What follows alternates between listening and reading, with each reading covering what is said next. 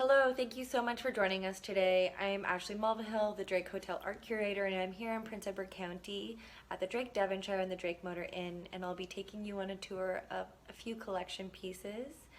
I just want to say thank you so much to our frontline workers, doctors, nurses, all the support staff that help keep hospitals operating. We are so grateful for all of your hard work and dedication and sacrifice. I really hope that this art tour offers some levity and inspiration during this challenging time. Getting to know artists and their process can be incredibly enlightening and build a bridge between worlds. So I hope that this is some level of travel for your mind while we're all staying safe at home. This is a sculpture that you'll see as soon as you come through the front door, and it extends all the way up to the second floor and has this beautiful stained glass effect. It's by Kristen Hassenfeld, and she really uses sort of forgotten, discarded materials, often wrapping paper, to create these incredibly detailed, complex pieces. So each piece is carefully cut, rolled, and fastened across. So what looks like straws in this installation are actually rolled pieces of paper, and she pays homage to heritage craft. And the effect is just brilliant. It has this tension, it expands across the whole space. And what I really love about this too is when you actually understand the materials that it uses, it just helps you recognize that you can find creativity anywhere, and that if you're resourceful enough, and of course this requires a lot of skill, you can create these beautiful pieces with materials that are often not thought of as substantial enough to create large-scale sculpture. These are works by a collective named TeamMacho based out of Toronto. What they do is they take old historical paintings by either dead or non-professional artists and paint alternate scenes into the existing artwork, often in the style that they're already created in. So it seems like this very subtle sort of intervention, but when you look at it, you think that this couldn't possibly be what the original artist intended, and it always has an element of humor. So here we see a UFO beaming down to some sort of figure there, but it's actually set in a very picturesque, ideal setting that was probably painted many, many years ago just as a beautiful, simple, enjoyable landscape. There are many of these TeamMacho paintings all over the Drake Devonshire. They're some of my favorite because they're funny, but they're also quite subtle.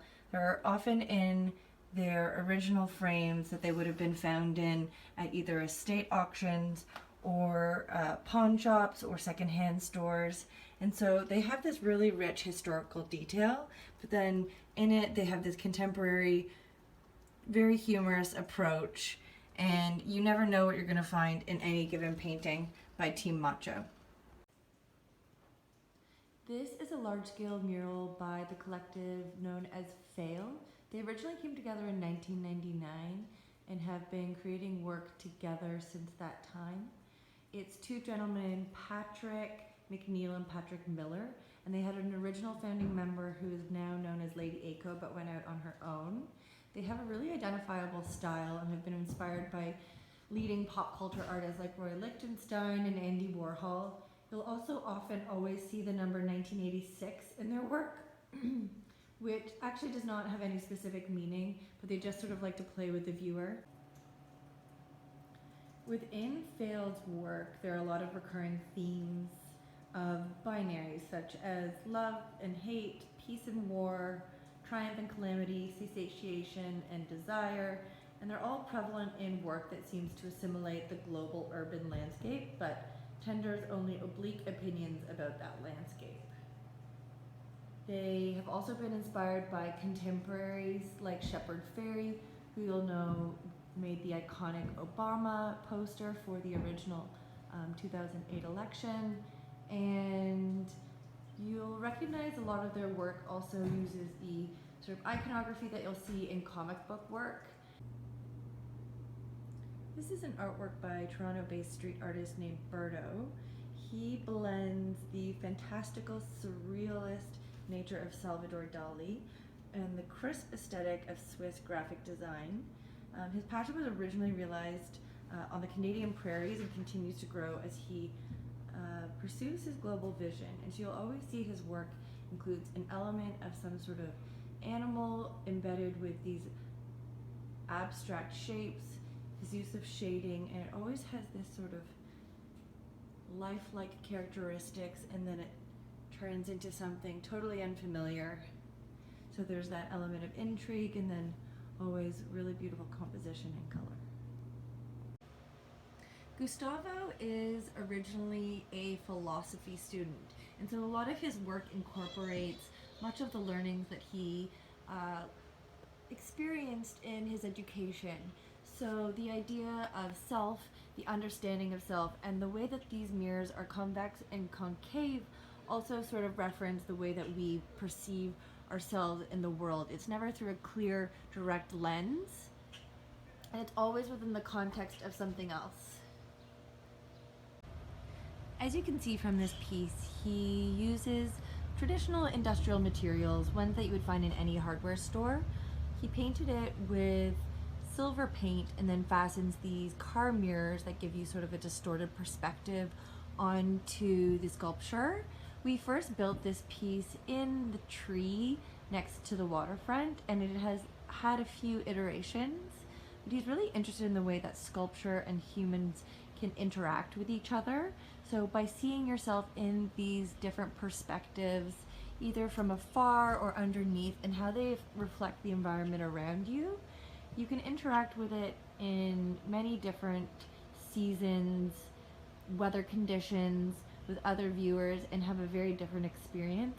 So it's a constantly evolving, shifting sculpture, but with these really rigid materials. And they sort of extend into unexpected, almost organic forms, one growing off another. This is a sculptural piece by New York-based Jason Peters. He creates large-scale sculpture with sort of found materials, and so originally he was interested in creating really large sculpture, but was limited by the kind of materials he could use on a smaller budget. He discovered buckets, 2-gallon buckets, behind an industrial wear space near his place in Brooklyn, and started to create these sort of sculptural drawings or swirls with the buckets. And it actually changes from day to night. So in the day, it's this white continuous line that is identifiable as buckets, but in the evening, it's lined with red lights. And so it has this glowing effect. You can't actually quite decipher what it is, but what I love about this piece is that it has a transition from day to night, and that it also uses familiar objects, but that it changes the nature of the meaning of the object by creating a sculpture with it, as opposed to its original intent as being a vessel to hold some form of liquid. So it's amazing what you can create, of course, being industrious with the materials that you have at hand. And this is a huge, huge sculpture that is on top of a building, and you can't even really quite understand the scale, but I'll back up. Here we go. And so it is massive. The Devonshire outdoor exhibition is set among nature, and you'll see this sign that directs you to the rest of the outdoor art space. We have permanent collection pieces as well as rotating exhibition artworks. And what's really special about experiencing art in nature is that we really don't get to do it very often. We think about art in sort of these closed off environments, but to create site-specific artwork in the natural environment and see how it responds to it, and also how artists respond to creating work that is going to be in nature, you get to see it in an entirely new light. And again, it evolves as the seasons evolve, and you get to approach it. You're one with nature. It's really special and sort of allows you to get that fresh air and wander around and see all the corners of the property. So here we go. This is a really interesting piece by Gord Monahan. He is a composer and a visual artist and an engineer of sorts. So he's taken this old baby grand piano and fastened it to a motor system at the top. And you'll see that all along here there are strings that pull on some of the keys. and so it's called Piano Listening to Itself. And while it is not working right now and needs to be repaired, usually it will be playing sounds of Chopin pulling at the strings so that this piano is quietly moving and quietly playing this very, very quiet piano song in nature. So it's this sort of symphony of sounds, and it's really elegant and subtle, and it just sort of shows you how music and art can combine to create this really beautiful piece in nature. This is a mural painted by Eric Burke. His work blends photorealism and abstract elements. He became really fascinated by the birds that migrated to the Wellington area and painted this goldfinch, American goldfinch, to reference the natural habitat. And then he also included this element that looks abstract but actually references cassette tape that birds often use to put into their nests. So American goldfinches are interested and are often drawn to sort of shiny elements to include in their birds' nests. So he carefully layered that in so it looks like an abstract element, but it's all speaking to the natural world that the Devonshire is located in. This is a large-scale mural by Bryce Weimer. He's based out of New York and incorporates 4 large-scale elements extended along the Creekside of the property. His piece references the way that everyone can enjoy nature, whether you want to touch it with your hands, whether you're going to look at it, whether you're going to dig your feet in or enjoy by licking, in reference to the tongue that I'll show you in a moment, the nectar from honey or probably even maple trees, which is... So this is the tongue that I was talking about in terms of enjoying the earth's nectar. And to me, the elements in this mural are reminiscent of fallen statues found in ancient cities. Icons of a forgotten time, but rendered through the lens of contemporary culture. Active elements, eyes open, hands touching. There's movement and vibrancy to it while feeling grounded in history. This is a sculptural work by Jennifer Lefort.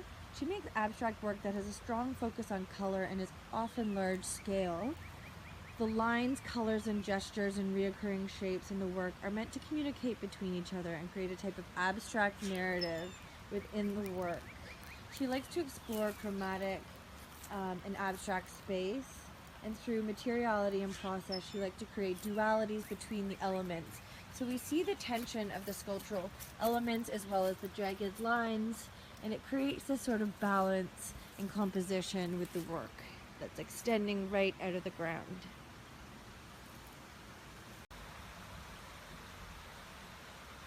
This is the Creekside view. So we see the Jennifer Lefort, the Bryce artwork, Ante Lou, and Trevor Wheatley and Cosmo Dean's piece New Shade. This totem created by Ante Lou is reminiscent of a figure, but it is composed of a bronze casting of styrofoam packaging for electronics and consumer goods. So he creates a timeless image out of materials that will survive a millennia or more, but are rarely given a second thought. So it looks familiar, and it sort of toes the line between representational and abstract, but they're all items that we would have had our own interactions with. The final artwork you will see on the Creekside is actually hanging at the very end of it over the creek. It's an artwork by artist duo Trevor Wheatley and Cosmo Dean that has been a part of the collection since the Devonshire opened. It's even been tattooed onto somebody's ankle. It's become so iconic.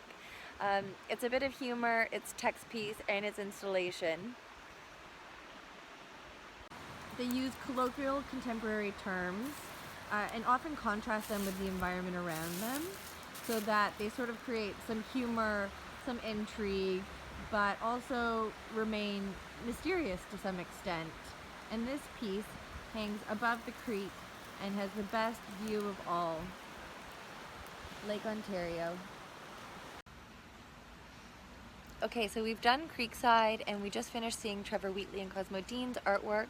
We finished with the art walk at the Drake Devonshire, and now we're going to head over to Drake Motor Inn to see the final piece by Antonio Marest. There's a large-scale mural. I think you're really going to enjoy it. This is the sister property to Drake Devonshire, the newest member of the Drake family, and it has a large-scale mural by Spanish artist Antonio Marest. So he's really interested in architecture and light and design and color, and you sort of see all of these things come together in his work. So he grew up in a seaside town of Spain, and the way that he understands light and the way that it cascades over buildings and the architecture in the city that is vibrantly painted has really impacted the way that he sees color and shape and texture. And so you actually really see these elements and how it could be referenced to architecture, and then of course he adds in other elements that sort of look like rock texture, and this composition of colors very, very balanced.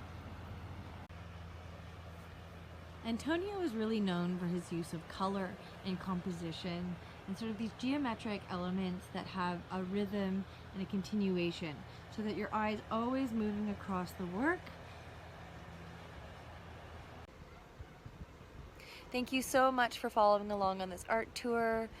Drake Art is all about making connections between the artist and our guests, or anyone that might be interested in their process and their philosophy.